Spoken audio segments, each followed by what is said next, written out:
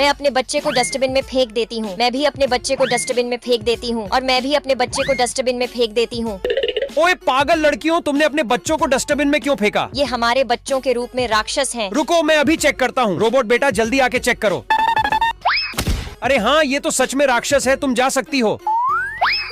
अरे हाँ, ये भी राक्षस है, तुम भी जा सकती हो।